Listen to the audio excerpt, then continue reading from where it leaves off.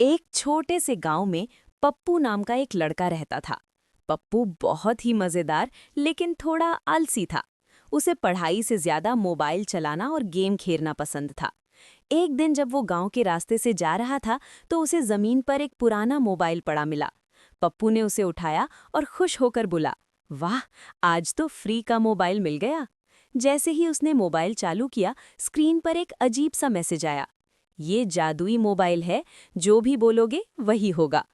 पप्पू पहले तो थोड़ा डर गया, लेकिन फिर मजाक में बोला, अगर सच में जादू है तो मेरे सामने एक बड़ा सा पिज्जा आ जाए। अचानक उसके सामने धड़ाम से गर्मा गर्म पिज्जा आ गया। पप्पू की आंखें खुली की खुली रह गईं और वो खुशी से उछल पड़ा। अब पप्पू को यकीन हो गया कि मोबाइल सच में जादुई है। इसके बाद वो रोज मोबाइल से नई नई चीजें मांगने लगा।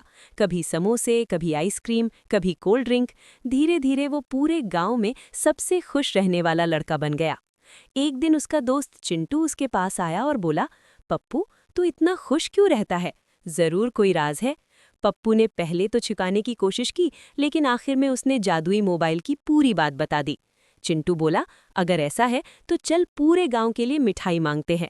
पप्पू ने मोबाइल से कहा, सारे गांव के लिए ढेर सारी मिठाइयां आ जाएं।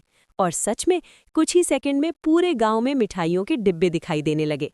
गांव वाले हैरान रह गए और बहुत खुश भी हुए।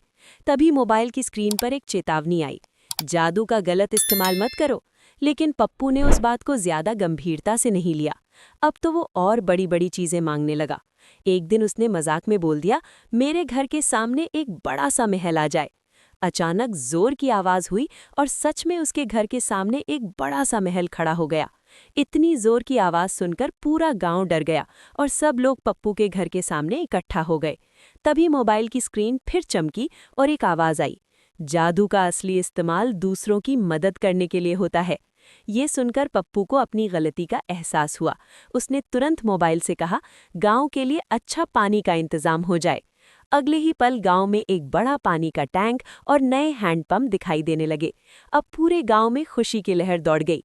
चिंटू मुस्कुराकर बोला, देखा पप्पू, असली खुशी दूसरों की मदद करने में होती है। पप्पू ने भी हंसते हुए कहा, आज से मैं इस जादुई मोबाइल का इस्तेमाल सिर्फ अच्छे कामों के लिए ही करूंगा। तभी मोबाइल की स्क्रीन आखिरी बार चमकी और उस पर लिखा आया, सच्चा जादू चीजों में नहीं बल्कि अच्छे दिल में होता है। और इतना लिखते ही वो जादुई मोबाइल अचानक गायब हो गया। लेकिन पप्पू को जिंदगी की एक बड़ी सीख दे गया कि असली खुशी दूसरों की मदद करने में ही होती है।